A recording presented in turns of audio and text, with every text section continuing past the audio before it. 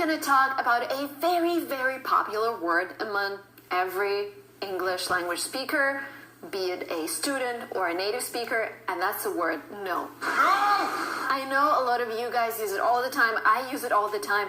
But there are situations in our daily lives that are kind of inappropriate for just a no. Imagine something like you're going out, you're grabbing coffee, and then in the line to get a coffee, you're meeting your neighbor. And the neighbor is like, do you want to take a walk back home with me together? And you're like, no. That sounds a little unfriendly. I would be really sad if I offered someone to take a stroll with me and the other person would be like, no. So there are some ways that you can say the same kind of thing. You can say that you can't take a walk or whatever, but you can use milder phrases that wouldn't offend other people, that will be just more appropriate for certain situations. And we're going to learn those phrases today. One of the most polite ways to say no is to say, I am afraid not. So again, let's go back to the situation where I'm grabbing coffee and I'm seeing my neighbor, and the neighbor says, do you want to go back home with me together? And I say, I'm afraid not. I still have something to do in downtown. So this way, I am still refusing, but I'm doing it in a more polite way. So I think the most polite way to say no is to say, I'm afraid not. I am afraid not. The next phrase is not really.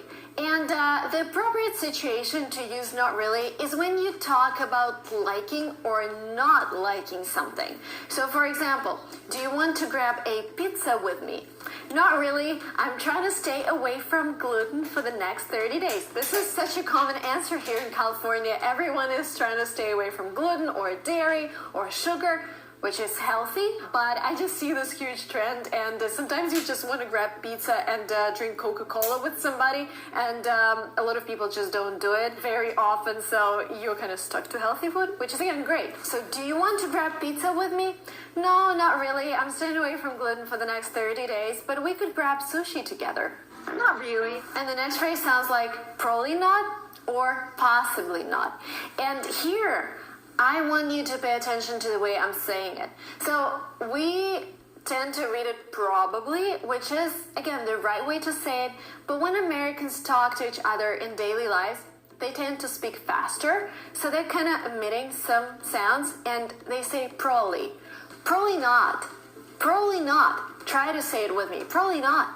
Or if you're struggling with pronouncing this, you can say possibly not. You use this phrase when you are uncertain. So you think you can do something, but there's still some possibility that you might. For example, do you think you're gonna win this contest? Probably not. My opponents are so strong. Or possibly not, because I haven't prepared for it. Probably not. The next phrase is not to my knowledge. And not to my knowledge is a very formal phrase that is widely used in a business environment. For example, you come into an office and you were waiting for a package, and you're asking the receptionist, have you received this package from London? And she's like, not to my knowledge, because I was away yesterday. So this not to my knowledge, I see it all the time in formal emails. This is a phrase that is used when people don't want to mislead you, and at the same time, they want to be helpful. So they're like, not to my knowledge, but you can ask Peter, John, or whoever. Not to my knowledge. Now, in the second part of this video, we're going to start talking about informal ways of saying no, but there's just something I wanted to remind you about this Western culture where a lot of people don't just say no. They try to use those phrases that we're learning. They try to leave the door open, and this is something that I'm seeing a lot in Silicon Valley. For example, when we try to raise money in Russia, people would just say, no, your company is bad, we don't like it. Here in Silicon Valley, they said, your company is amazing, we'll love what you do, but we're afraid that we're not able to invest at this time because we have a different investment strategy. And you're like, they are not ready to invest at this time, that means I can come back later, like in 2 months, and then you come back later and you still hear this no. So here, people don't say no directly, but they say in a more polite way so they don't offend you, and again because they want to leave the door open. Because what happens here in Silicon Valley is that sometimes your first company is not the best one, but then in a couple of years you come up with an amazing idea and those investors still want to have a good relationship with you. And this applies to everything. This applies to networking. This applies to talking to friends. So you always want to leave the door open. You don't want to be in the business environment. You don't want to be like 100% no, go away, you're bad. So, and this is why we're learning those phrases.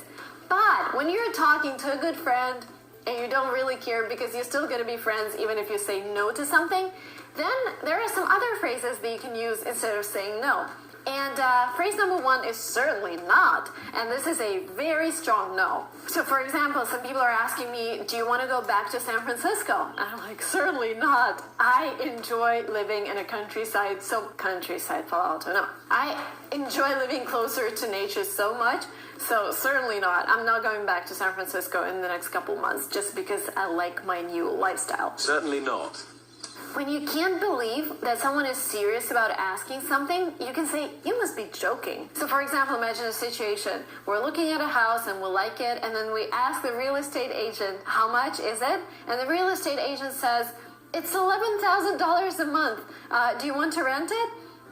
My answer would be, you must be joking. $11,000 a month? And by the way, this is like the average rent here in the area where we are right now. I know this is crazy. But yeah, my answer would be, you must be joking. I won't be able to pay that much a month to rent an apartment.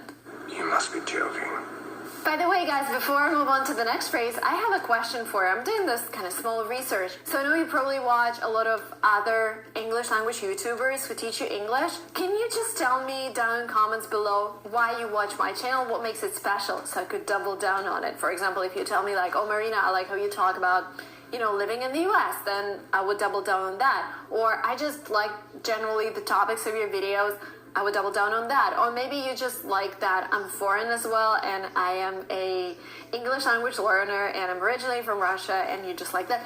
Just write it down in comments below. That would be really, really useful, guys. I appreciate it. I appreciate your help. And this is a great way for you to practice English. So really looking forward to reading your comments down below. Why are you watching this channel?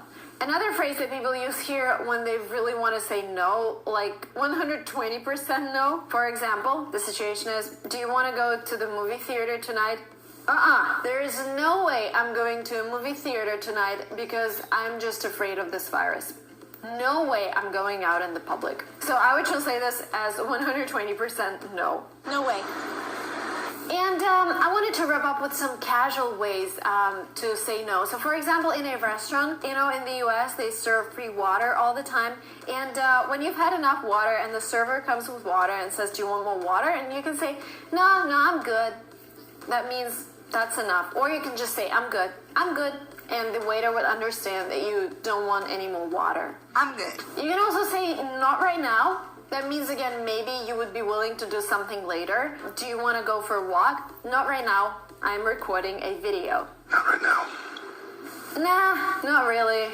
Again, another way to say no. Do you want to get a new book? Nah, I still have to read 20 books that I was meant to read last month. Nah. Yep. Nope. Yep. Nope. I heard that song back in 2015 and I knew it's going to be a hit, and then it became a hit through TikTok. That's amazing. Yep. Nope. And a very strong way to say no is to say never.